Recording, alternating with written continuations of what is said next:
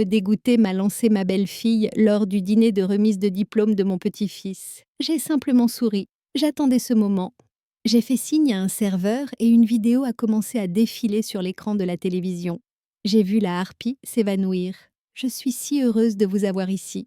Suivez mon récit jusqu'au bout et commentez la ville d'où vous nous regardez pour que je voie jusqu'où mon histoire s'est propagée. J'ai été mariée 2 fois, j'ai enterré un mari et j'ai élevé 3 enfants. À 67 ans, je pensais avoir vu toutes les nuances de la cruauté humaine. J'avais tort. La salle à manger du club de la baie de Marseille, c'est Dot de Marseille, bourdonnait de cette excitation contenue que seuls les dîners de remise de diplôme peuvent susciter. Les verres en cristal teintaient doucement contre la porcelaine fine et le murmure bas des conversations de félicitations emplissait l'espace élégant. Mon petit-fils éloigna sa toge et son mortier troqué contre un costume bleu marine impeccable était assis à la tête de notre table rayonnant de la confiance d'un jeune homme qui venait de conquérir le monde. L'école de droit de Sciences Po Paris, bourse intégrale. La fierté qui gonflait dans ma poitrine me semblait presque trop grande pour mes côtes. Grand-mère Thérèse, as-tu vu la tête du professeur Moreau quand j'ai prononcé mon discours? Éloi s'est penché vers moi, les yeux brillants d'excitation. Je crois que je l'ai vraiment fait pleurer. J'ai tendu la main et serré la sienne, sentant les callosités qu'il s'était faites en travaillant sur des chantiers d'été pour payer ses études. Tu as toujours eu le don des mots, mon chéri. Ton grand-père aurait été si fier. C'est alors que la température dans la pièce a semblé chuter. Oh, s'il vous plaît. La voix a tranché notre moment comme une lame dans de la soie. Tous les regards se sont tournés vers Estelle, ma belle-fille, qui était assise raide sur sa chaise, avec ce sourire particulier qu'elle réservait aux instants où elle comptait faire couler le sang. Ses doigts manucurés à la perfection serraient son verre de vin si fort que j'ai craint qu'il ne se brise. Estelle a murmuré « Denis, mon fils » pour la mettre en garde, mais elle était déjà au-delà de toute retenue. Elle s'est levée lentement, délibérément sa robe de créateur, captant la lumière du lustre, tandis qu'elle se tournait vers moi. Les conversations aux tables voisines ont commencé à s'estomper alors que les gens sentaient le changement dans notre coin de la salle. Vous voulez savoir ce que je pense vraiment de toute cette comédie? Sa voix portait juste assez pour atteindre les tables adjacentes où des visages familiers de notre cercle social se tournaient avec une curiosité à peine dissimulée. Cette femme a-t-elle pointé directement vers moi, joue la grand-mère dévouée depuis des années, mais la vérité c'est qu'elle n'est qu'une gêne. Mon estomac s'est noué, mais j'ai gardé mon visage soigneusement neutre. J'avais appris depuis longtemps à ne pas donner à Estelle la satisfaction de me voir tressaillir, maman arrête. La voix de Denis portait une note de désespoir que j'avais trop souvent entendue auparavant. Mais Estelle n'en était qu'au début. Elle a fait un pas plus près de ma chaise, sa voix montant avec chaque mot. Tu veux savoir ce que ta précieuse grand-mère est vraiment, Éloi? C'est une fraude. Une vieille femme pathétique qui ne sait même pas s'habiller convenablement pour le dîner de remise de diplôme de son propre petit-fils. J'ai jeté un coup d'œil à ma robe bleu marine. Conservatrice bien taillée, appropriée là, à l'occasion, mais je savais que ce n'était pas vraiment une question de vêtements. Vous m'humiliez à continuer. Estelle sa voix portant maintenant jusqu'à la moitié de la salle à manger. À chaque fois que nous sommes en public ensemble, je dois faire semblant que vous n'êtes pas un désastre social complet. Vous dites les mauvaises choses. Vous vous habillez comme si vous faisiez vos courses dans des friperies. Et vous n'avez aucune idée de comment vous comporter avec des gens qui comptent. Le silence qui a suivi était assourdissant. Je sentais le poids de dizaines de regards sur notre table. Je pouvais presque entendre les conversations chuchotées qui domineraient le club pendant des semaines. Le visage d'Éloi était devenu pâle. « Estelle, ça suffit. Non, ce n'est pas assez. » Elle s'est tournée vers moi et pendant un instant, j'ai vu dans ses yeux quelque chose qui allait au-delà de la simple antipathie. C'était du mépris pur et simple. J'ai supporté la gêne d'être associée à vous pendant 15 ans. 15 ans d'excuses d'essayer de minimiser les dégâts que vous causiez simplement en existant dans nos vies. Elle s'est penchée plus près de moi, sa voix tombant à un murmure qui semblait plus violent que ses cris. « Vous me dégoûtez, Thérèse. Quand je vous regarde, j'ai la nausée à l'idée que vous deviez faire partie de la famille. » Les mots m'ont frappé comme des coups physiques, mais quelque chose d'étrange s'est produit à cet instant. Au lieu de la honte et de la douleur que j'aurais pu attendre, un calme s'est installé sur moi, un calme paisible presque agréable. J'ai souri. Ce n'était pas un grand sourire, rien de dramatique ou d'évident. Juste un petit pli satisfait des lèvres qui a semblé déconcerter Estelle plus que des larmes ou des protestations n'auraient pu le faire. J'ai plongé la main dans mon sac à main d'un geste stable et en ai sorti mon téléphone. D'un mouvement délibéré, j'ai croisé le regard de Marc, notre serveur habituel, et lui ai donné un léger signe de tête. Qu'est-ce que vous faites à exiger Estelle une partie de sa confiance vacillant alors qu'elle remarquait mon sang-froid? Je n'ai pas répondu. Au lieu de cela, j'ai regardé Marc se diriger vers le petit panneau de contrôle près du bar où le système de musique ambiante du restaurant était géré. Le jazz doux qui jouait s'est estompé remplacé par le son distinctif d'une vidéo qui commençait. Le grand téléviseur à écran plat monté sur le mur du fond qui affichait habituellement le calendrier des événements hebdomadaires du club a clignoté pour montrer une image complètement différente. Estelle s'est tournée vers l'écran et j'ai vu la couleur quitter son visage comme de l'eau s'écoulant dans un égout. Non, a-t-elle murmuré, mais si la voilà cristalline en haute définition, assise dans ce qui était clairement un bureau d'avocat. La date tamponnée remontait à 6 mois plus tôt. Vous voulez donc rompre complètement tous les liens. La voix de l'avocat est sortie du système sonore du restaurant avec une clarté parfaite. Complètement, a répondu Estelle à l'écran. Je ne veux pas qu'elle ait le moindre droit légal de contact ou de visite. Pour moi, c'est comme si je n'avais jamais eu de fille. Le sang a quitté le visage d'Estelle si vite que j'ai pensé qu'elle allait s'évanouir sur place. Elle a reculé en titubant, agrippant le bord de la table pour se soutenir. Qu'est-ce que c'est que ça? La voix de Denis n'était qu'un murmure, à l'écran. La conversation a continué. Et vous comprenez que cela signifie qu'elle n'aura aucun soutien, aucune connexion familiale du tout, bien a répliqué la voix enregistrée d'Estelle d'un ton froid. Peut-être que cela lui apprendra enfin que les actions ont des conséquences. C'est alors que les genoux d'Estelle ont lâché complètement. Elle s'est effondrée sur sa chaise avec une telle force que celle-ci a glissé en arrière et puis elle s'est simplement pliée en avant sur la table inconsciente. La salle à manger a éclaté en murmures et en halètements, mais je suis restée parfaitement immobile, regardant la vidéo continuer à défiler, regardant le secret le plus profondément gardé de ma belle-fille, diffusé à tous ceux qui comptaient dans son monde social si soigneusement construit.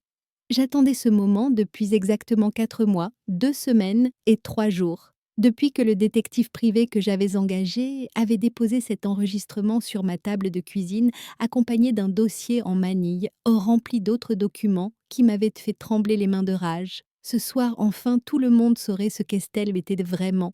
4 mois plus tôt, j'arrangeais des fleurs dans ma cuisine quand la sonnette a retenti.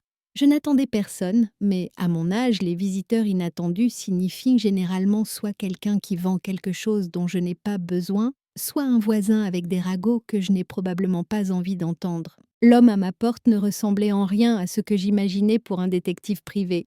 Raoul Dupont était dans la cinquantaine, portant un costume gris simple qui avait connu des jours meilleurs avec une mallette en cuir usé qui suggérait qu'il était dans ce métier depuis longtemps. Sa poignée de main était ferme mais douce et ses yeux portaient cette lassitude qui vient de voir trop souvent le côté sombre de l'humanité. Madame Lefebvre, sa voix était prudente professionnelle. « Je crois que vous m'attendiez. » Je l'avais engagée 3 semaines plus tôt après une conversation avec ma voisine Dorothée qui avait planté en moi une graine de suspicion que je ne pouvais pas arracher. Elle avait mentionné avoir vu Estelle dans un cabinet d'avocats en ville, ce qui semblait étrange puisque Estelle n'avait jamais parlé de questions légales à la famille. La cousine de Dorothée y travaillait comme réceptionniste. Elle avait dit « cabinet spécialisé en droit de la famille ». « Entrez, je vous prie ».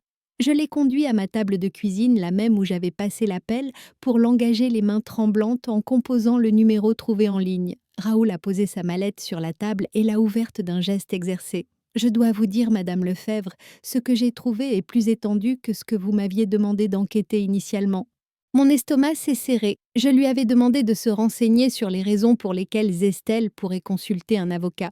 Je ne m'étais pas préparée à étendu. Avant de vous montrer quoi que ce soit, a-t-il continué en sortant un épais dossier en manille. Je dois vous faire comprendre qu'une fois que vous aurez vu cela, vous ne pourrez pas le défaire. Parfois, l'ignorance est vraiment une bénédiction. J'ai regardé le dossier, puis son visage buriné. Monsieur Dupont, j'ai été mariée 2 fois, enterré un mari et survécu à l'éducation de 3 enfants en grande partie seule. J'ai appris que la vérité aussi laide, soit-elle, est toujours préférable à vivre avec un beau mensonge. Il a hoché lentement la tête et ouvert le dossier. Le premier document était une pétition légale datée de 18 mois plus tôt. En lisant l'entête, ma vision s'est brouillée un instant. Pétition pour termination des droits parentaux, renonciation volontaire. Elle a une autre fille, a dit Raoul doucement, Madeleine Dubois. Elle a 23 ans maintenant. Mes mains ont commencé à trembler avant que je n'aie fini la première paragraphe. Estelle avait volontairement renoncé à ses droits parentaux sur une fille d'une relation précédente, non pas parce qu'elle était jeune et impréparée, ni par manque d'argent. La pétition indiquait clairement qu'elle renonçait à ses droits parce qu'elle avançait avec une nouvelle unité familiale et souhaitait éviter les complications. Il y a plus, a dit Raoul, et je n'étais pas sûre de pouvoir en supporter davantage. Le document suivant était un rapport d'une assistante sociale.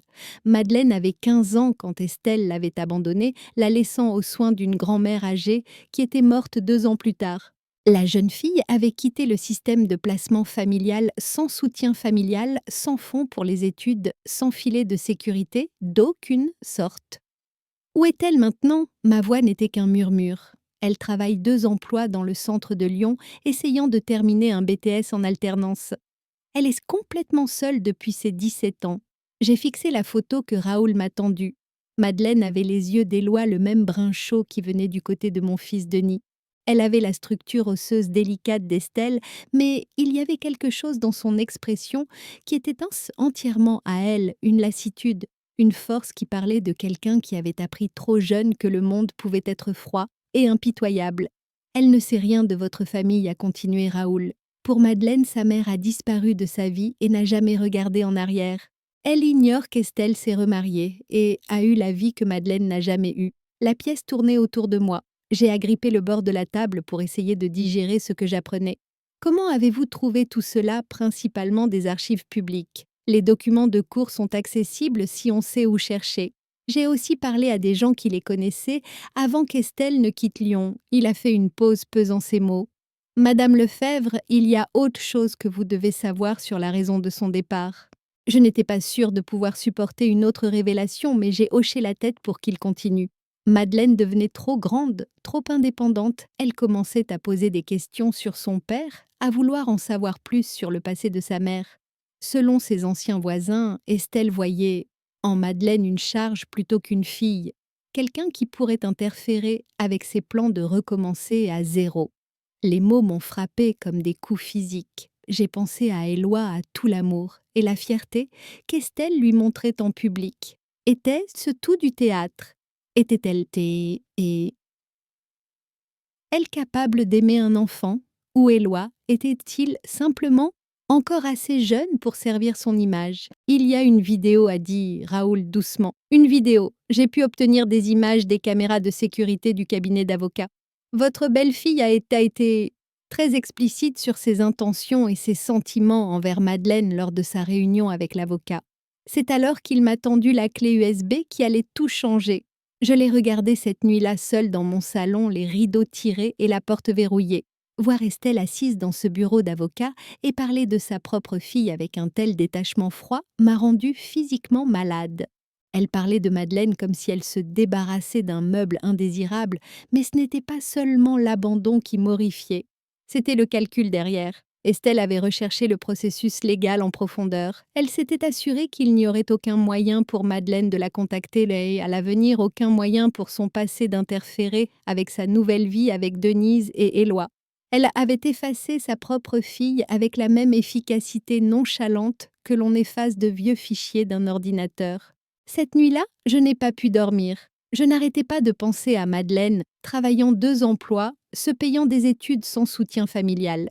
Je pensais à Éloi le petit-fils qu'Estelle choyait si publiquement, et je me demandais ce qui arriverait s'il devenait un jour gênant pour son image. Mais surtout, je pensais à mon fils Denis, qui ignorait qu'il avait épousé une femme capable d'abandonner son propre enfant.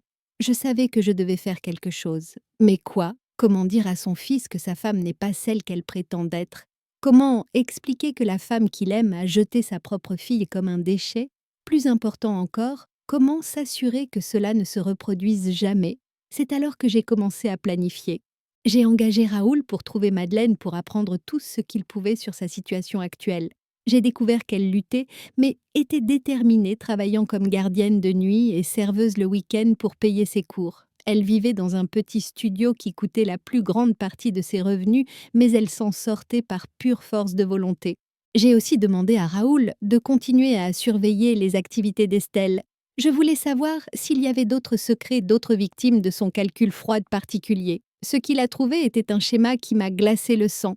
Estelle avait fait cela auparavant, pas abandonner des enfants. Madeleine était son seul enfant avant Denis. Mais elle avait systématiquement isolé quiconque, connaissait son passé quiconque, pourrait contredire l'image qu'elle voulait projeter. Des amis d'enfance, des parents éloignés, même sa propre mère, tous coupés sans explication, une fois qu'ils n'étaient de plus utiles à sa persona si soigneusement construite. Ma belle-fille n'était pas seulement égoïste ou égocentrique, c'était une prédatrice spécialisée dans la manipulation émotionnelle.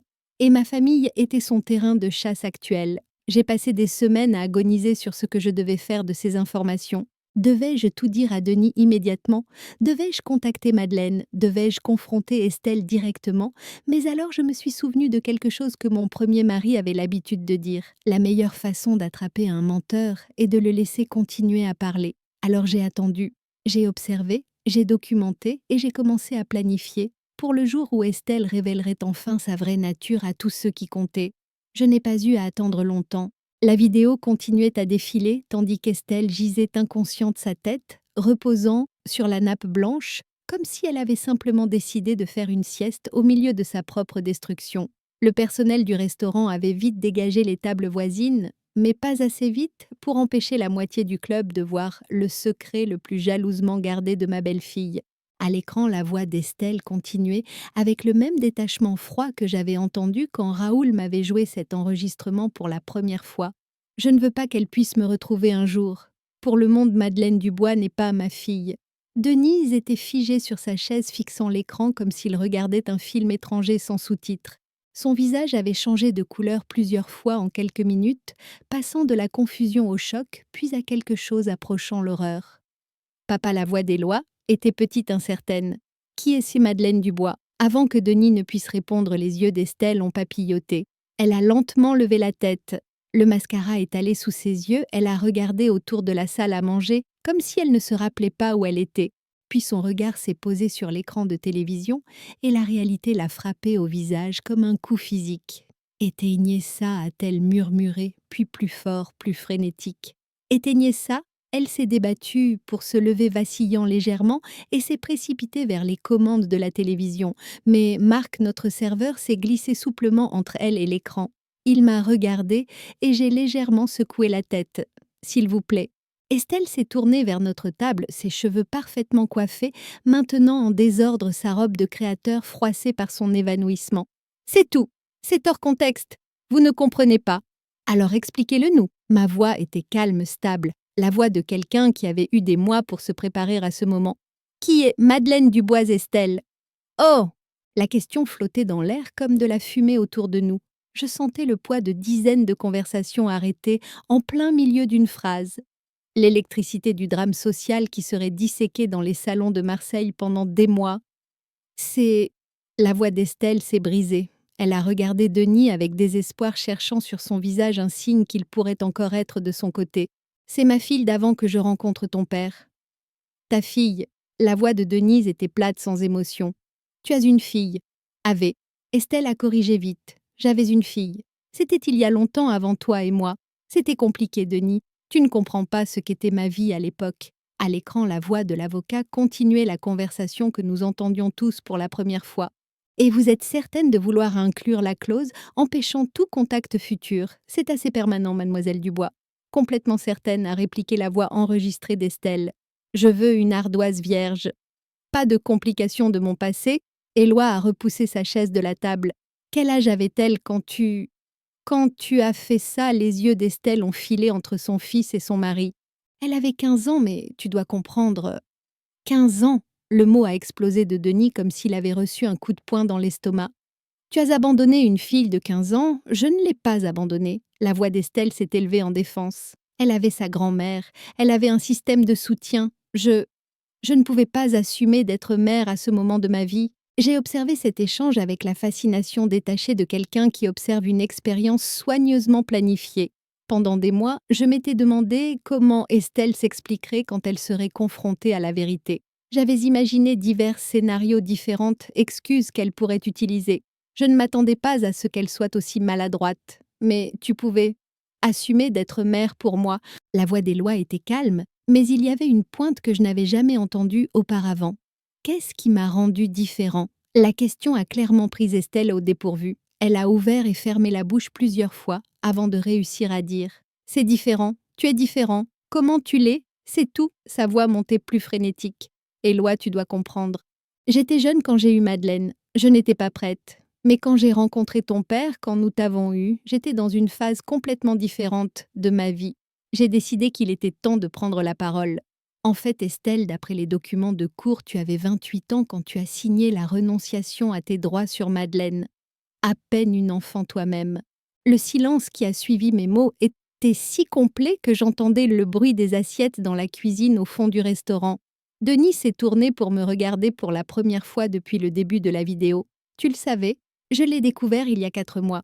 J'ai soutenu son regard. J'ai engagé un détective privé après avoir vu Estelle sortir d'un cabinet d'avocats en ville. Je voulais savoir ce qu'elle cachait. Tu m'as fait enquêter sur elle. La voix d'Estelle a monté en flèche. Tu as violé ma vie privée. Tu n'en avais pas le droit. J'en avais tous les droits. Ma voix a tranché ses protestations comme une lame. Tu as épousé mon fils. Tu es devenu partie de ma famille. Et quelque chose en toi n'a jamais été juste. La vidéo à l'écran approchait de sa conclusion, mais la dernière question de l'avocat flottait dans l'air comme un jugement. Et que devons-nous faire si Madeleine Dubois essaie de vous contacter à l'avenir? La voix enregistrée d'Estelle était cristalline dans sa réponse. Dites-lui que je suis morte. Le halètement qui s'est élevé des tables voisines était audible. Même certains membres du personnel du restaurant se sont arrêtés pour fixer notre table. Le visage d'Éloi était devenu complètement pâle. Tu voulais qu'elle pense que tu étais morte. C'était plus gentil comme ça, a dit Estelle désespérément. Ne voyez-vous pas, c'était mieux pour elle d'avoir une rupture nette, de pouvoir avancer sans se demander pourquoi j'étais partie. De cette façon, elle pouvait faire son deuil et guérir au lieu de passer sa vie à espérer que je revienne. C'est la chose la plus égoïste que j'ai jamais entendue, a dit Denis calmement. Égoïste. Estelle s'est retournée vers lui. J'essayais de la protéger, j'essayais de faire ce qui était le mieux pour tout le monde. N'en ai-je dit, ma voix tranchant son hystérie avec une autorité calme. Tu essayais de te protéger. Tu voulais recommencer à zéro avec Denis et Éloi et Madeleine était une gêne. Ce n'est pas vrai. Alors, où est-elle maintenant? Estelle? J'ai sorti mon téléphone et lui ai montré l'écran où j'avais affiché une photo récente que Raoul avait prise de Madeleine sortant de son travail de nuit. Où est-ce cette fille que tu prétends avoir protégée? Estelle a fixé la photo et pendant un instant, quelque chose qui ressemblait à une émotion réelle a traversé son visage. Madeleine avait l'air fatiguée sur l'image portant un uniforme de gardienne, marchant vers sa voiture dans un parking vide à 3 heures du matin. Elle est... La voix d'Estelle affaiblie. Elle travaille 2 emplois pour se payer un BTS en alternance, ai-je continué. Elle vit dans un studio qui coûte les 3/4 de ses revenus. Elle n'a pas de famille, pas de système de soutien, pas de filet de sécurité d'aucune sorte, parce que sa mère a décidé qu'elle était une gêne. La pièce était si silencieuse que j'entendais mon propre battement de cœur. À l'écran, la vidéo s'était enfin terminée, remplacée par le calendrier habituel des événements du club, comme si rien ne s'était passé. Denis s'est levé lentement, ses mouvements prudents et délibérés, comme quelqu'un qui n'était pas sûr que ses jambes le soutiendraient. « Je dois partir. Denis attend. » Estelle a tendu la main vers son bras, mais il s'est écarté de son contact. « Ne fais pas ça, a-t-il dit calmement. Simplement, ne fais pas ça. » Il s'est tourné vers Éloi. « Fils, tu viens avec moi. » Éloi a regardé entre ses parents, la confusion et la douleur se disputant sur son jeune visage.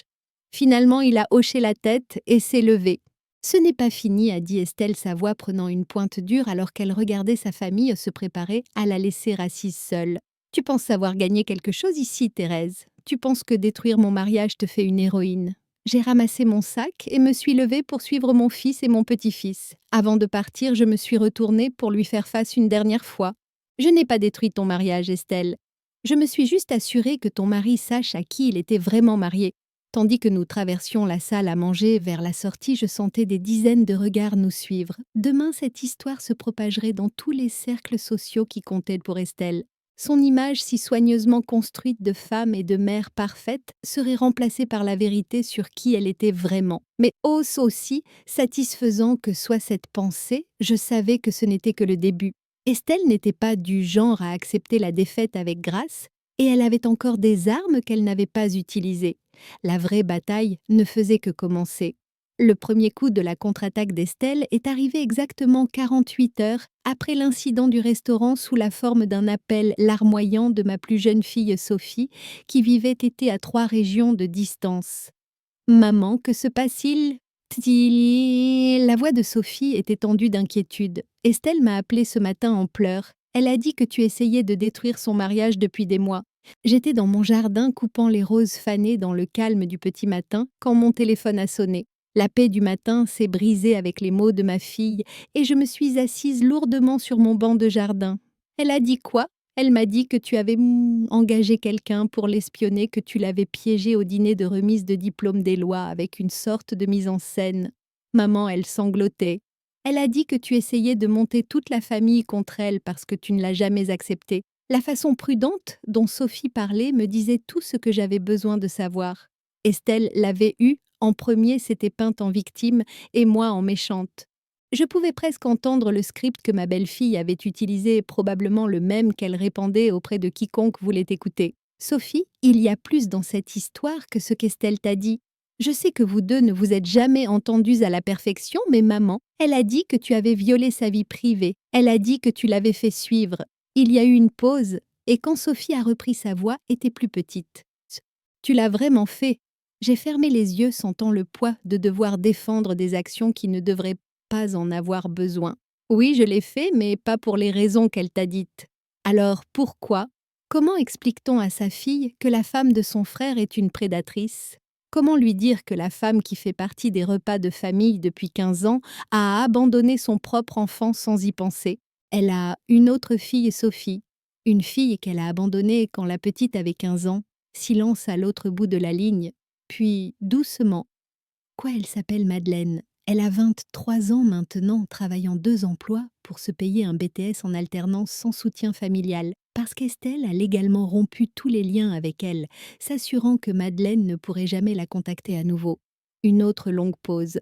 Tu es sûre, j'ai les documents de cours, les enregistrements vidéo, tout. Mais même en le disant, je pouvais entendre le doute s'insinuer dans la voix de Sophie. Maman, ça semble extrême même pour quelqu'un que tu n'aimes pas. Es-tu sûre que tu ne malinterprètes pas quelque chose ? Et voilà. La graine qu'Estelle avait plantée prenait déjà racine. Ma propre fille remettait en question mon jugement, mes motifs, ma version des faits. C'était ainsi qu'opérait Estelle. J'avais appris cela de l'enquête de Raoul. Elle n'abandonnait pas seulement les gens.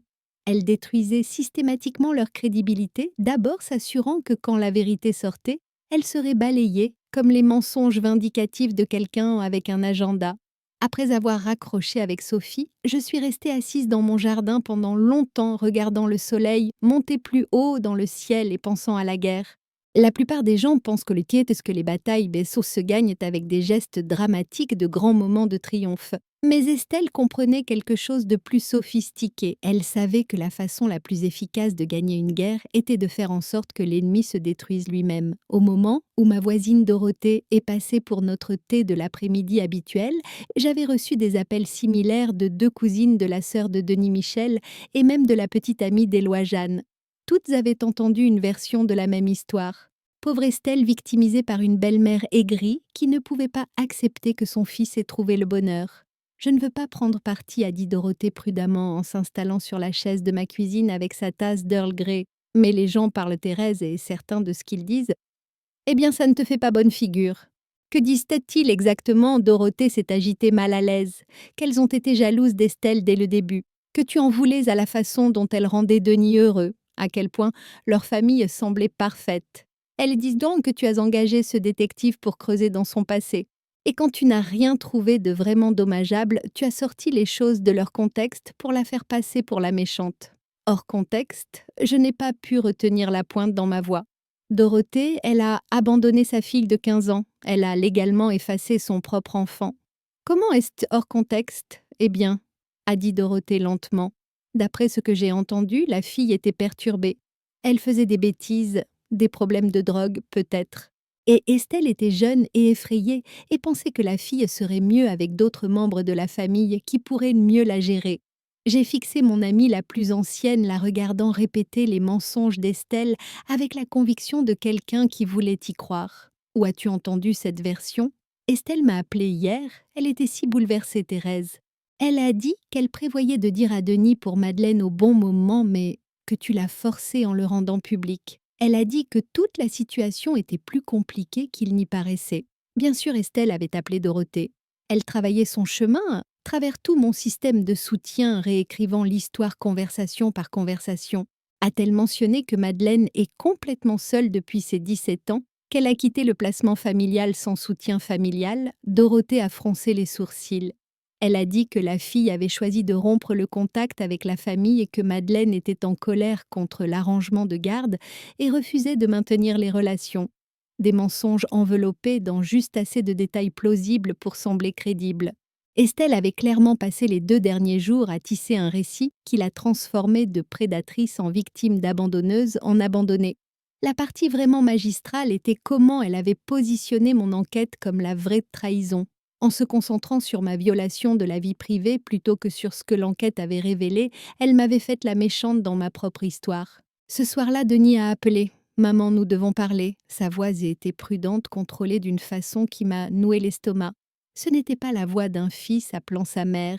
C'était la voix de quelqu'un qui avait été convaincu qu'il devait gérer une situation difficile. Bien sûr, mon chéri. Tu veux venir dîner? En fait, je pense qu'il serait mieux si nous nous rencontrions quelque part de neutre.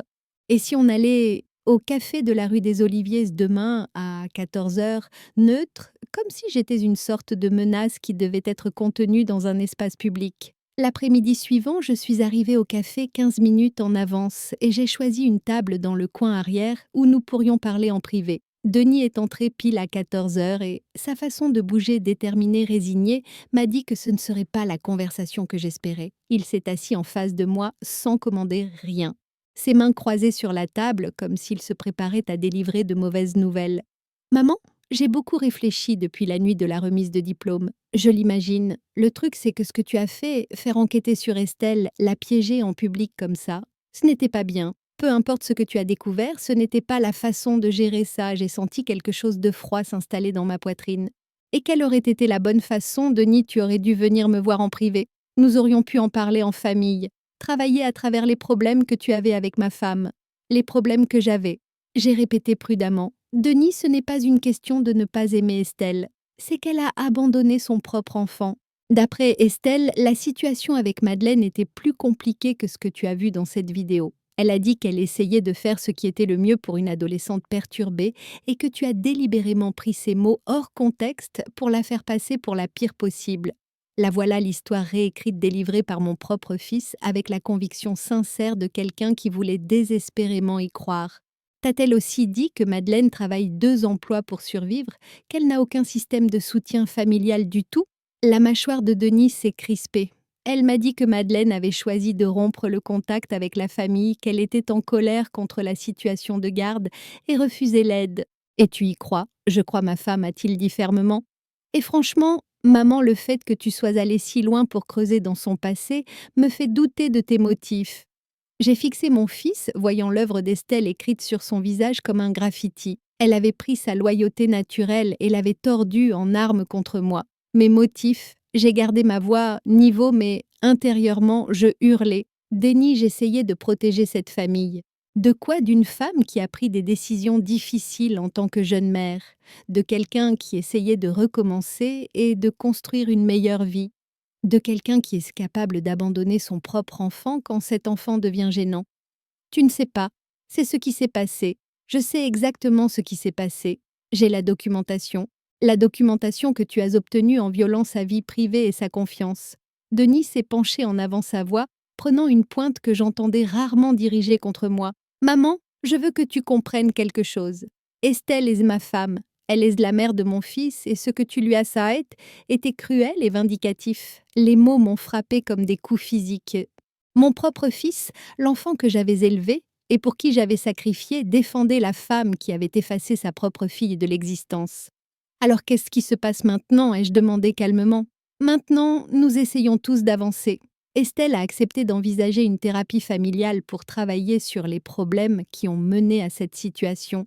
Mais elle doit savoir qu'elle est en sécurité contre de futures attaques. Des attaques. Elle a peur de toi, maman. Elle a peur de ce que tu pourrais encore essayer de lui faire pour la blesser. J'ai presque ri de l'absurdité. Estelle avoir peur de moi. La femme qui avait systématiquement détruit la vie d'une adolescente avait peur d'une grand-mère de 67 ans qui avait simplement exposé la vérité. Et Madeleine, ai-je demandé. L'expression de Denis s'est adoucie légèrement.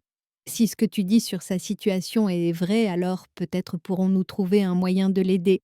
Mais c'est quelque chose qu'Estelle et moi devons décider ensemble en tant que famille. En tant que famille. La phrase piquait parce qu'elle rendait clair exactement où je me situais dans cette nouvelle dynamique. Je n'étais plus partie du cercle intérieur.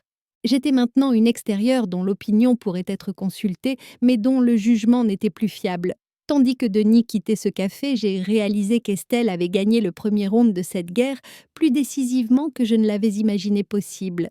Elle n'avait pas seulement survécu à ma révélation, elle l'avait utilisée pour m'isoler de ma propre famille. Mais ce qu'elle ne comprenait pas, c'est que j'avais combattu des batailles plus longtemps qu'elle n'était vivante, et je n'étais pas près de finir. 2 semaines après ma conversation dévastatrice au café avec Denis, j'étais dans ma cuisine en train de préparer le dîner pour une quand la sonnette a retenti. Il était presque 19 heures et je n'attendais personne. Depuis l'incident du dîner de remise de diplôme, mon agenda social s'était notablement allégé alors que les gens de mon cercle essayaient de naviguer les eaux gênantes du choix de camp dans un drame familial qu'ils ne comprenaient pas pleinement. Quand j'ai ouvert la porte, je me suis retrouvée face à face avec une jeune femme qui m'a coupé le souffle. Elle avait les yeux de Denis et la structure osseuse délicate d'Estelle, mais il y avait quelque chose dans son expression qui était entièrement à elle, une force tranquille mêlée à une détermination nerveuse. Madame Lefebvre, je m'appelle Madeleine Dubois. Je pense que nous devons parler. Mes jambes ont failli lâcher. Après des mois à enquêter sur sa vie, à distance, la voir debout sur mon seuil semblait surréaliste comme si un personnage d'un livre était entré dans la réalité. Madeleine. J'ai agrippé le chambranle de la porte pour me stabiliser. Comment m'avez-vous trouvé? Ce n'était pas facile. Elle a ajusté un sac à dos usé sur son épaule. Mais quand quelqu'un engage un détective privé pour fouiller dans votre vie, la nouvelle finit par vous revenir surtout dans une ville aussi petite que Lyon. Bien sûr, Raoul avait été discret mais pas invisible. Dans ma focalisation à recueillir des informations sur Madeleine, je n'avais pas considéré qu'elle pourrait devenir consciente de l'enquête. Je sais que c'est étrange, a-t-elle continué. Mais je suis descendue en voiture de Lyon parce que j'avais besoin de comprendre pourquoi quelqu'un posait des questions sur moi et ce que j'ai appris. Elle a fait une pause, sa voix se brisant légèrement. Ce que j'ai appris a tout changé dans ce que je pensais savoir de ma vie. Je me suis écartée pour la laisser entrer, mon esprit filant. Entrez, je vous prie. Puis-je vous offrir quelque chose à manger? Vous devez y être fatigué de la route. Un café serait parfait si vous en avez. Tandis que je m'activais pour faire du café, Madeleine est restée debout dans ma cuisine regardant autour d'elle avec des yeux curieux. Elle était plus petite que je ne l'imaginais des photos de Raoul, probablement à peine 1,60 m, mais il y avait une présence en elle qui remplissait la pièce. « Alors vous êtes faite que la belle-mère d'Estelle, a-t-elle dit enfin. Je le suis et vous êtes sa fille. » Apparemment, le mot est sorti amer bien que j'ai passé les 8 dernières années à croire qu'elle était morte. J'ai failli lâcher la cafetière. Quoi, Madeleine s'est assise à ma table de cuisine, la même où Raoul m'avait montré pour la première fois les documents qui exposaient les mensonges d'Estelle. Quand j'ai quitté le placement familial, j'ai essayé de la retrouver. J'ai engagé un détective avec l'argent que j'avais économisé de mon premier emploi. Il est revenu et m'a dit que ma mère était morte dans un accident de voiture 2 ans plus tôt. La cafetière a gargouillé dans le silence qui a suivi ces mots. J'avais l'impression de me noyer dans l'énormité de ce qu'elle me disait. Il m'a montré un certificat de décès et tout. Madeleine a continué, il avait suivi sa dernière adresse connue et trouvé des registres de sa mort. J'ai fait mon deuil pour elle. Madame Lefebvre, j'ai passé 3 ans en thérapie pour travailler sur mes sentiments de perte d'une mère que je connaissais à peine. Mais elle n'était pas morte. Non, elle était ici jouant la famille heureuse avec ton fils et ton petit-fils pendant que je travaillais des nuits pour payer mes cours de BTS. La voix de Madeleine était stable, mais je voyais ses mains trembler légèrement autour de sa tasse de café.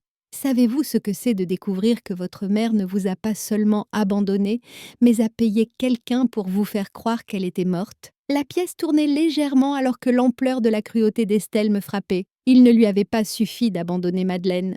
Elle avait dû s'assurer que la fille ne pourrait jamais la retrouver, jamais perturber sa nouvelle vie. Comment avez-vous découvert la vérité? Votre détective était bon mais pas parfait. Quand il a commencé à poser des questions à Lyon, ça s'est su auprès de la femme qui nettoyait la maison de ma grand-mère. Elle se souvenait de moi, de ma situation. Elle se souvenait aussi que ma mère l'avait payé pour répandre l'histoire de l'accident de voiture si quelqu'un venait chercher. Je me suis assise lourdement en face de Madeleine, me sentant physiquement malade. Elle a payé quelqu'un pour falsifier sa propre mort. Quelques centaines d'euros pour s'assurer que son passé reste enterré. Le rire de Madeleine était creux. Moins cher que les pensions alimentaires, j'imagine. Madeleine, je suis si désolée. Je n'avais pas idée qu'elle était allée si loin. Ce n'est pas votre faute. Madeleine a étudié mon visage avec soin. Mais j'ai besoin de comprendre pourquoi vous m'enquêtiez. Qu'est-ce que la fille abandonnée de ma mère a à voir avec votre famille?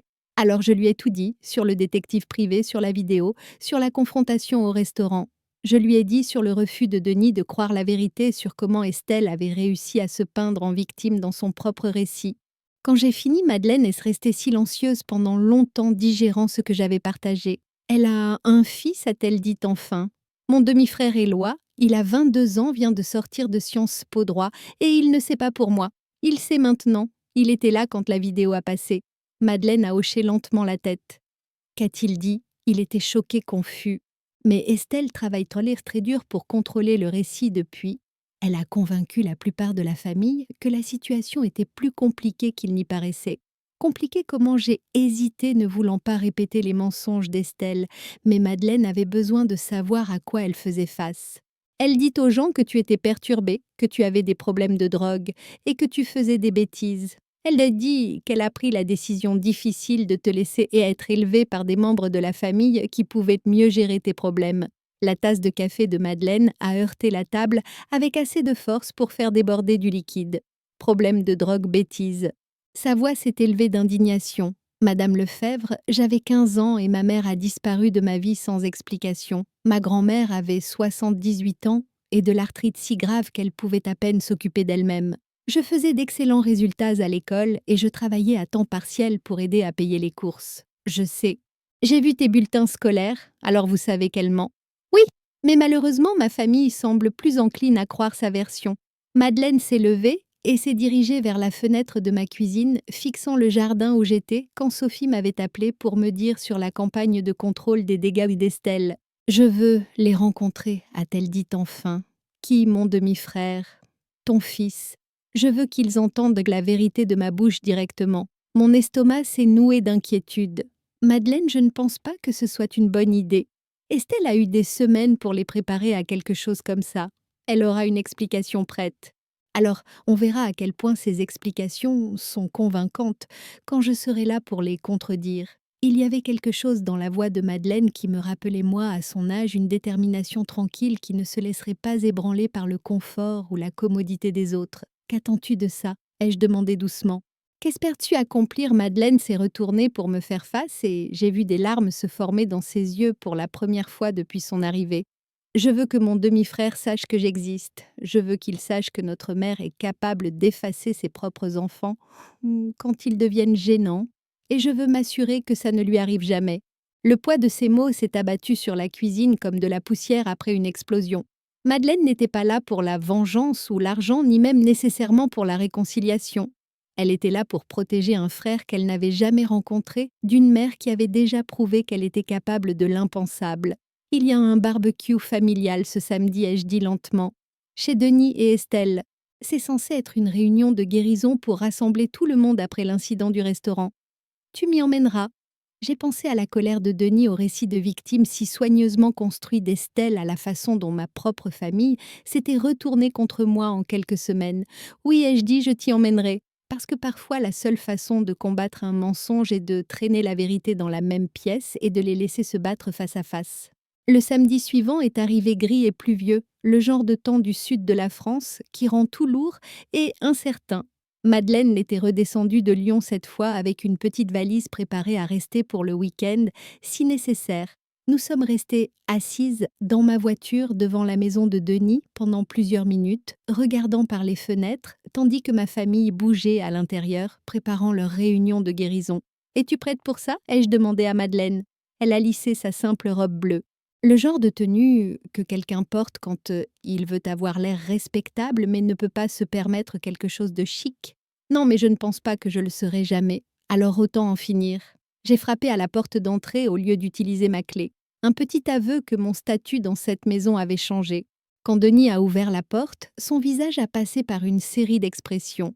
Surprise, confusion et enfin une neutralité soigneusement contrôlée. « Maman, je n'étais pas sûre que tu viendrais. J'ai amené quelqu'un que j'aimerais que tu rencontres. » ai-je dit m'écartant pour qu'il voie clairement Madeleine.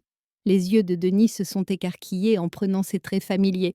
Même quelqu'un déterminé à ne pas croire la vérité ne pouvait pas manquer la ressemblance familiale. « Voici Madeleine Dubois, ai-je dit clairement, ta belle-fille. » Pendant un instant, Denis est resté là, bouche légèrement ouverte, fixant la jeune femme sur son seuil, qui partageait les yeux de son fils et la structure osseuse de sa femme. « Bonjour » a dit simplement Madeleine. « J'ai hâte de vous rencontrer. » De quelque part derrière Denis. J'ai entendu un verre se briser contre le sol de la cuisine, suivi de la voix d'Estelle appelant d'une fausse joie. Denis qui est à la porte. « Je pense » a dit doucement Madeleine que c'est l'heure d'une vraie réunion de famille. Le moment où Madeleine a franchi le salon de Denis, la réunion de guérison soigneusement orchestrée, s'est transformée en quelque chose d'autre entièrement. Les conversations se sont arrêtées en plein milieu d'une phrase, alors que des parents qui débattaient de ma version des faits depuis des semaines se trouvaient face à face avec la preuve vivante de la tromperie d'Estelle. Estelle se tenait figée dans l'encadrement de la porte de la cuisine, un torchon encore à la main, de ce qu'elle avait fait tomber quand elle avait entendu le nom de Madeleine. Son visage était devenu complètement blanc, et pour la première fois depuis que je la connaissais, elle avait l'air vraiment effrayée. Madeleine. La voix d'Éloi venait du canapé où il était assis avec sa petite amie Jeanne. Il s'est levé lentement étudiant la jeune femme à côté de moi avec une fascination évidente. « Tu es ma sœur, demi-sœur », a corrigé doucement Madeleine. Mais oui, la ressemblance entre eux était indiscutable maintenant qu'ils étaient dans la même pièce. Tous deux avaient hérité des yeux bruns chauds de Denis et des sourcils expressifs, bien que ceux de Madeleine soient plus marqués par des années de soins attentifs sur un budget serré. « Je ne comprends pas », a dit Denis, sa voix tendue. « Madeleine, si tu es vraiment la fille d'Estelle, pourquoi ne nous as-tu pas contactés avant ?» Le rire de Madeleine était doux, mais amer. Parce qu'il y a 2 semaines, je pensais encore que ma mère était morte. Le silence qui a suivi était si complet que j'entendais la cafetière gargouiller dans la cuisine. Autour de la pièce, les membres de la famille, qui avaient passé des semaines à choisir des camps, se recalibraient tout ce qu'ils pensaient savoir. « Ce n'est pas possible », a réussi à dire Estelle, enfin sa voix haute et fine. « Madeleine, ma chérie, tu sais que ce n'est pas vrai. Tu étais en colère quand je me suis remariée et tu as choisi de rompre le contact avec moi. » « Non », a dit fermement Madeleine, sa voix se renforçant avec chaque mot. « J'avais 15 ans quand tu as signé les papiers pour terminer tes droits parentaux. J'avais 17 ans quand j'ai quitté le placement familial sans soutien familial. Et j'en avais 20 quand j'ai engagé un détective pour te trouver seulement pour qu'on me dise que tu étais morte dans un accident de voiture. » Elle a sorti un dossier de son sac à dos et l'a tendu à Denis. Ce sont des copies de tous les documents, les papiers de cours que tu as signés, le faux certificat de décès que quelqu'un a fourni au détective que j'ai engagé, même des reçus, montrant des paiements pour s'assurer que cette histoire tienne si quelqu'un venait chercher. La main de Denis tremblait en ouvrant le dossier. J'ai vu son visage changer en lisant les preuves de la tromperie systématique de sa femme. « Tu as payé quelqu'un pour falsifier ta propre mort. » Sa voix n'était qu'un murmure. « Denis, tu dois comprendre, » a dit désespérément, Estelle s'avançant vers lui, les mains tendues. La situation était compliquée. Madeleine traversait une phase difficile et j'ai pensé. J'avais d'excellents résultats, a interrompu Madeleine, sa voix tranchant la fabrication d'Estelle comme un couteau. Je travaillais à temps partiel pour aider ma grand-mère âgée à payer les courses. La seule chose que je traversais était d'essayer de comprendre pourquoi ma mère avait disparu de ma vie sans explication. Elle s'est tournée pour s'adresser à la pièce, sa voix gagnant en confiance à mesure qu'elle parlait. Je veux que tout le monde ici comprenne quelque chose. Je ne suis pas venue pour de l'argent ou de la vengeance ou pour briser une famille. Je suis venue parce que j'ai découvert que ma mère, pour qui j'ai fait mon deuil pendant 3 ans, en croyant qu'elle était morte, a vécu une vie complètement différente pendant que je luttais pour survivre seule. Éloi s'est approché d'elle, son jeune visage sérieux du poids de la compréhension. Quelle a été ta vie depuis... Depuis qu'elle est partie, Madeleine a soutenu son regard fermement. J'ai travaillé 2 emplois pendant les 5 dernières années pour me payer un BTS en alternance. Je vis dans un studio qui coûte la plus grande partie de mes revenus. Je n'ai eu aucun soutien familial, aucun filet de sécurité. Personne n'a appelé quand les choses étaient difficiles. Elle a fait une pause, sa voix s'adoucissant. Mais j'ai aussi appris que je suis plus forte que je ne l'aurais jamais cru possible. Oh, ma chérie. Ma belle-sœur Michel a pris la parole de l'autre côté de la pièce, sa voix pleine de sympathie sincère. Nous n'avions aucune idée parce que tu n'étais pas censée savoir, a répondu Madeleine. Ma mère s'en est assurée. Estelle reculait vers la cuisine, son monde, si soigneusement construit, s'effondrant autour d'elle. Vous ne comprenez pas, répétait-elle. Aucun de vous ne comprend à quel point la situation était compliquée. Alors expliquez-le nous, a dit Denis, sa voix dure. Expliquer comment abandonner une fille de 15 ans et falsifier votre propre mort était la bonne chose à faire. Elle n'était plus ma responsabilité. La façade d'Estelle s'est enfin complètement brisée, révélant le calcul froid d'en dessous. J'avais une nouvelle vie, une nouvelle famille. Je ne pouvais pas avoir mon passé me suivant partout, compliquant les choses.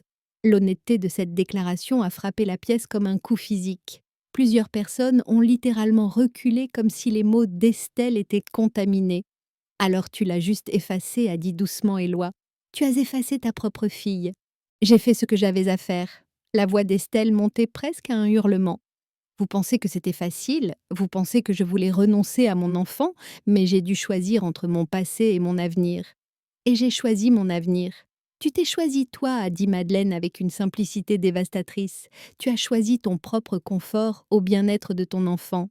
Denis a posé le dossier sur la table basse et a regardé sa femme avec une expression que je n'avais jamais vue auparavant.